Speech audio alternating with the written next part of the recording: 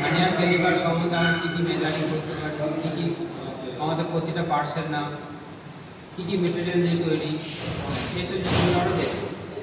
এবার আমরা দেখব যে ভার্নিয়ার ক্যালিপারের প্রতিটা পার্টসের নাম। এটা হচ্ছে ভার্নিয়ার ক্যালিপার। ভার্নিয়ার ক্যালিপারে প্রতিটা পার্টসের নাম যা দেখব। ফার্স্টে আমরা দেখব এটা হচ্ছে ফিক্স জ। এই যে জটা দেখতে পাচ্ছি এটা ফিক্স জ, এটা হচ্ছে মুভেবল জ, ঠিক আছে। এটা হচ্ছে লক নাট।